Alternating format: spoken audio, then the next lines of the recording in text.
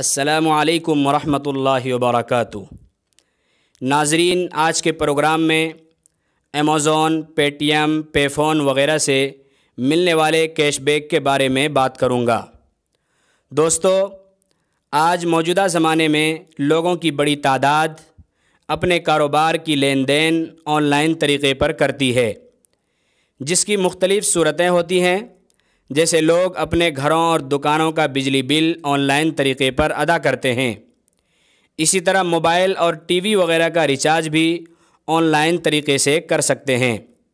نیز بسا اوقات ہم خرید و فروخت بھی آن لائن طریقے پر ہی انجام دیتے ہیں، اس لیے کہ ہر چھوٹی اور بڑی چیز کا آن لائن شاپنگ بھی ہم کر سکتے ہیں۔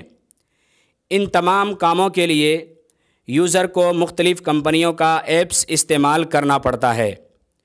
جب یوزر ایپ استعمال کرتا ہے تو ان کمپنیوں کی طرف سے یوزر کے ویلیٹ اکاؤنٹ یا پھر بینک اکاؤنٹ میں کچھ رقم بھی ٹرانسفر کر دی جاتی ہے، جس کو عرف میں کیش بیک کہا جاتا ہے، جس سے یوزر آن لائن یا آف لائن شاپنگ وغیرہ کر لیتا ہے۔ اب سوال یہ ہے کہ ان کمپنیوں کی طرف سے ملنے والا کیش بیک یوزر کے لیے استعمال کرنا حلال ہے یا نہیں؟ بطور کیش بیک ملی ہوئی اس رقم کو یوزر آن لائن یا آف لائن اپنے کسی کام میں لا سکتا ہے یا نہیں؟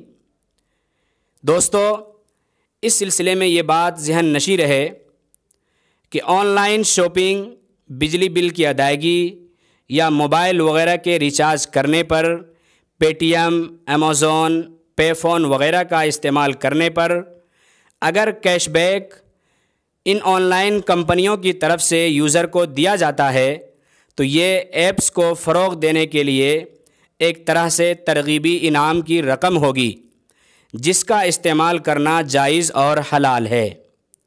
البتہ اگر یہ کیش بیک بجائے ان کمپنیوں کے بینک کی طرف سے یوزر کو دیا جاتا ہو تو یہ کیش بیک حلال نہ ہوگا، کیونکہ بینک کی طرف سے ملنے والا کیش بیک ہمارے اس قرض کے بدلے میں ہوگا جو ہم نے بینک میں رکھوایا ہے، اور قرض سے حاصل ہونے والا فائدہ سود ہوتا ہے۔